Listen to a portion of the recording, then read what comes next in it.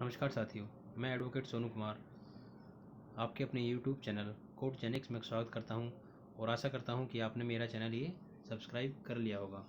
तो दोस्तों, जैसे कि आप स्क्रीन पर देख रहे हैं कि भूमि रिकॉर्ड व राजस्व कानून, तो आने वाली जो वीडियोस हैं उसमें मैं पूरा का पूरा रेवेन्यू रिकॉर्ड, उनकी परिभाषाएँ,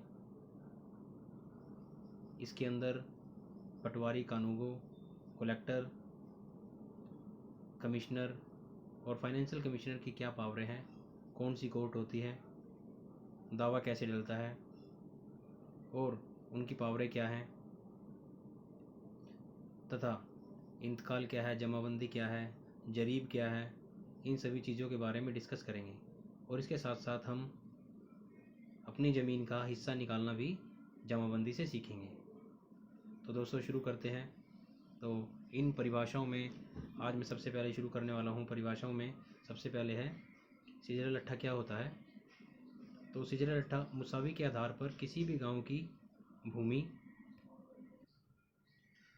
के नक्शे को मोटे कागज पर डैश करके तैयार किया जाता है, जिसे सिजरा लट्ठा कहते हैं। यह पटवारी के पास मौका देखने व पैमाइश के लिए उपलब्ध रहता है। मालिक चाहे तो इसकी नकल ले सकता है। खराब होने पर इसे दोबारा तैयार किया जाता है। यदि ततीमों की वजह से नंबरों के टुकड़े हो जाते हैं तो पटवारी द्वारा मसावी सिजरा लट्ठा में इसको दर्शाता है। तो मिसल हकीकत क्या है? यह इस्तेमाल के समय तैयार की जाती है। इसमें गांव के मालिकों के नाम, उनके अधिकार, अन्य नियम, मुआवजा लगान की जानकारी इसमें उपलब्ध होती है। इसके आधार पर ही आगे जमाबंदी तैयार की जाती है। इसमें आज्ञापत्र, सिजरा, नस्ब, कुओं व अधिकारों का वर्णन, खसरा नंबरों की सूची, वर्णमाला अनुसार मालिकों और मुजारों की सूची इसमें होती है। तो सिजरा नस्ब किसे कहते हैं? सिजरा नस्ब गांव की वंशावली या कुर्सीनामा को कहते हैं। यह बंदोबस्त के समय तैयार की जाती है तथा हर 5 साल के बाद बनने वाली जमाबंदी से इसका संशोधन किया जाता है। इसमें हर भूस्वामी के माँ बाप, दादा, नाम, गोत्र, जाति सहित लिखा जाता है। इंडेक्स जमाबंदी क्या है? जमाबंदी के आरंभ में निर्धारित फार्म पर इसे बनाया जाता है, जिसे यह पता चलता है कि जमाबंदी के साथ कौन कौन से दस्तावेज संलग्न हैं और कितने पृष्ठ हैं, किन किन इंतकालों का इसमें अमल किया गया है। संहिता क्या होता है? 3 गांवों की सरहदों पर चूना व ईंटों का एक पिलर बना होता है, जिसे संहिता कहते हैं। ये गांव की सीमाओं का बारे में इससे पता लगता है। खेवट खतौनी क्या है? जमाबंदी में मालिकों का ब्यौरा दर्ज होता है, उनके क्रम को खेवट कहते हैं और एक खेवट में एक से अधिक मालिक हो सकते हैं।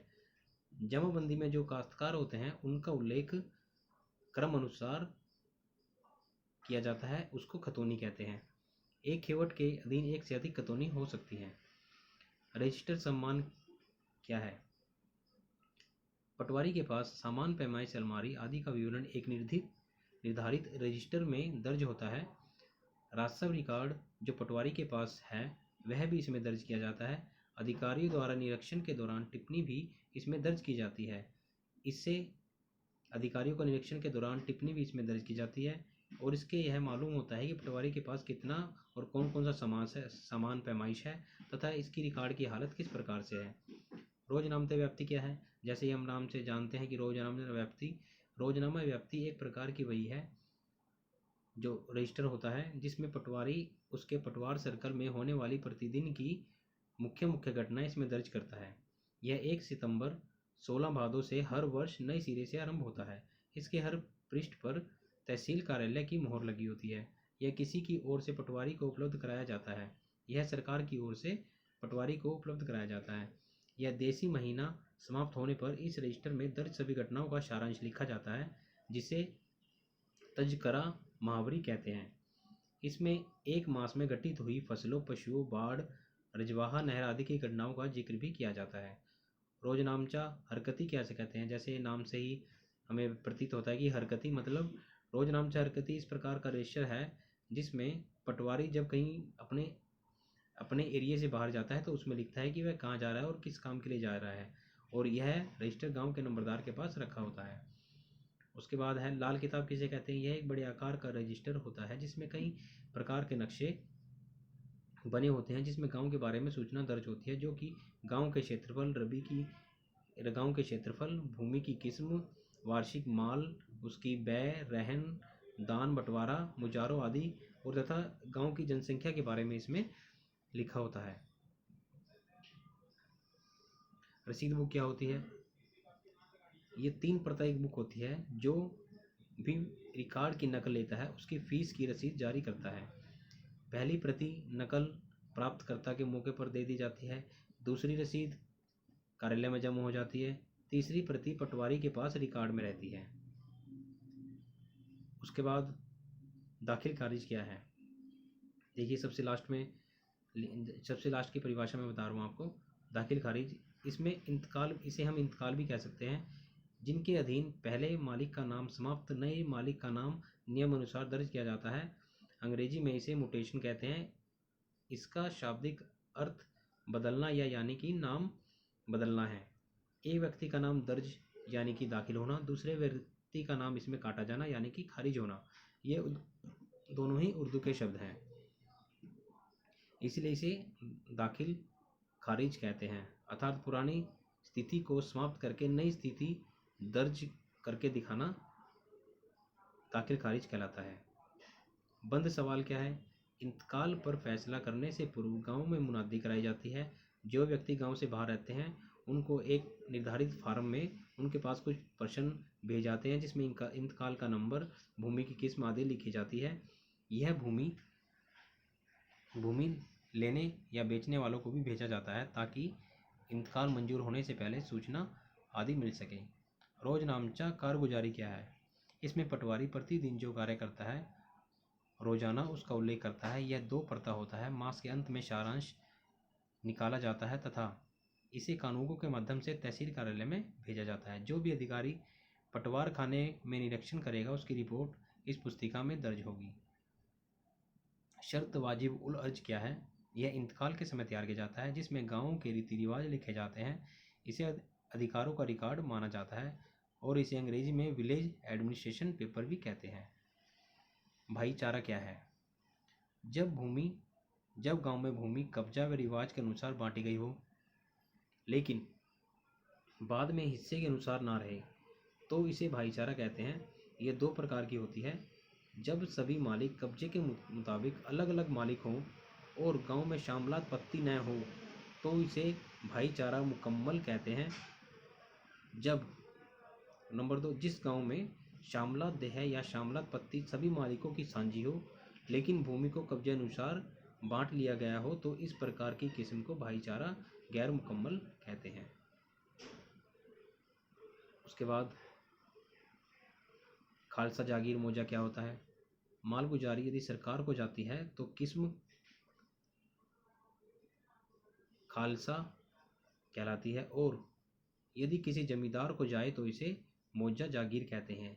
यदि मालगुजारी दोनों के पास जाए तो किस्म मौजा साझी लिखी जाती है। साझेदारी खालिस व जमींदारी साझी।